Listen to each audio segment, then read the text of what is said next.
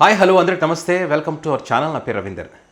ఆంధ్రప్రదేశ్ మాజీ ముఖ్యమంత్రి వైఎస్ జగన్మోహన్ రెడ్డి నివాసమైనటువంటి లోటస్ పాండ్, హైదరాబాద్లో ఉన్నటువంటి లోటస్ పాండ్ ఏదైతే ఉందో ఆ ఇంటి ముందు ఉన్నటువంటి ఆ నిర్మాణాలను కూల్చివేయడం జరిగింది. ఏదైతే ఆంధ్రప్రదేశ్ ముఖ్యమంత్రిగా ఉన్నప్పుడు జగన్మోహన్ రెడ్డికి సంబంధించినటువంటి సెక్యూరిటీ సిబ్బంది, పోలీస్ అధికారులు అక్కడ ఉండేవాళ్ళు అనమాట. వాళ్ళు ఉండడానికి ఏర్పాటు చేసినటువంటి నిర్మాణాలు అవన్నీ కూడా.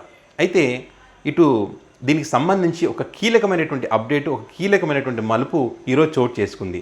ఏదైతే శనివారం రోజు వాటిని కూల్చివేయడం జరిగింది, ఆదివారం రోజు ఆ కూల్చివేసినటువంటి అధికారిని మరి బదిలీ చేస్తూ నిర్ణయం తీసుకోవడం జరిగింది. అయితే దీని వెనక ఏం జరిగింది, మరి ఇదైతే రకరకాల చర్చలు అయితే జరుగుతున్నటువంటి క్రమంలో మరి సీఎం రేవంత్ రెడ్డి ఎవరైతే ఉన్నారో ఆయన కనుసన్నల్లోనే ఇదంతా జరిగింది. మరి ఏదైతే చంద్రబాబు నాయుడు గారికి రిటర్న్ గిఫ్ట్గా మరి జగన్మోహన్ రెడ్డి ఇంటి ముందున్నటువంటి వాటిని కూల్చివేయడం జరిగింది అనేటువంటి ఒక చర్చ ఒక పక్క జరుగుతూ ఉంది. లేదు మరో పక్కనేమో మరి అక్కడ ఉన్నటువంటి స్థానికులు ఇచ్చినటువంటి కంప్లైంట్లో భాగంగానే ఆ నిర్మాణాలను కూల్చివేశామని చెప్పి మరో పక్క చర్చ జరుగుతూ ఉంది. అయితే ఈ ఎవరైతే కంప్లైంట్ చేశారో ఆ కంప్లైంట్ చేసినటువంటి వ్యక్తులు ఎవరంటే చెప్పలేని పరిస్థితి. అయితే ఇన్ని రోజులు లేని ఇబ్బంది రేవంత్ సర్కార్ వచ్చి 5-6 నెలల కాలం అవుతుంది కదా. మరి 5-6 నెలల కాలంలో మరి అక్కడ ఉన్నటువంటి స్థానికులకు ఎవరికి ఇబ్బంది కలగలేదా, మరి ఎందుకు వాళ్ళు కంప్లైంట్ ఇవ్వలేదా, మరి ఇన్ని రోజులు ఎందుకు వాటిని కూల్చివేయలేదు అనేటువంటి ఒక చర్చ ప్రస్తుతం నడుస్తూ ఉంది. అయితే ఇన్ని రోజులు జగన్మోహన్ రెడ్డి అక్కడ ముఖ్యమంత్రిగా ఉన్నారు. మరి మొన్నటి ఎన్నికల్లో ఓడిపోయారు. చంద్రబాబు నాయుడు ప్రభుత్వం ఏర్పడింది, అక్కడ ముఖ్యమంత్రిగా ప్రమాణ స్వీకారం చేశారు. బాధ్యతలు తీసుకున్నటువంటి 2 రోజుల్లోనే దీన్ని కూల్చివేసినటువంటి పరిస్థితి. సో ఇదంతా రాజకీయ కక్ష సాధింపులో భాగంగానే జరిగింది అనేటువంటిది పెద్ద ఎత్తున జరిగినటువంటి చర్చ.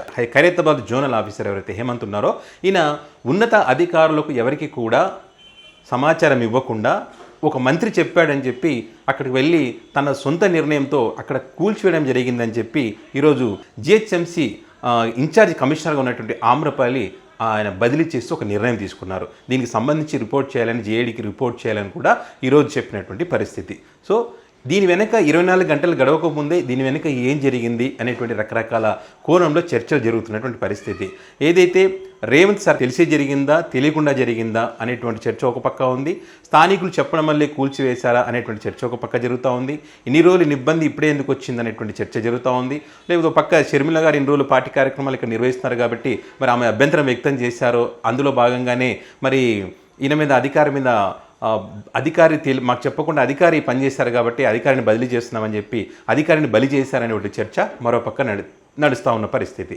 అయితే మరోపక్క ఏంటంటే జగన్మోహన్ రెడ్డి గారికి కాంగ్రెస్ పార్టీలో సన్నిహితులు ఎవరైతే ఉంటారో వారంతా కూడా ఈ అంశానికి సంబంధించి అసంతృప్తి వెళ్ళగక్కారు. ఇలాంటి కార్యక్రమాలు మంచివి కావు, భవిష్యత్తులో మరి కలిసి పనిచేయాల్సినటువంటి అవసరం కూడా ఉండే ఛాన్స్ ఉంటుంది కాబట్టి ఇలాంటి నిర్ణయాలు ఎవరి కోసం ఇలాంటి నిర్ణయాలు తీసుకోవడం మంచిది కాదనే విధంగా వాళ్ళ అభిప్రాయాలు వ్యక్తం చేశారు. కాబట్టి దాన్ని నష్ట నివారణ చర్యలో భాగంగానే ఒక అధికారిని బలి చేశారనేటువంటి చర్చ కూడా మరో పక్క నడుస్తుంది. నిజంగానే అక్రమ కట్టడాలు కూల్చివేయాలనుకుంటే కనుక చాలామంది రాజకీయ నాయకులు, సినీ ఇండస్ట్రీకి చెందినటువంటి హీరోలు అట్లా చాలామంది ఇల్లు కూడా రోడ్లపైకి వచ్చినటువంటి పరిస్థితి ఉంటుంది. కాబట్టి వాటిని కూడా కూల్చివేస్తూ ఇది కూడా కూల్చివేసి ఉంటేనేమో దీని గురించి పెద్ద చర్చ జరిగేటువంటి పరిస్థితి ఉండేది కాదు.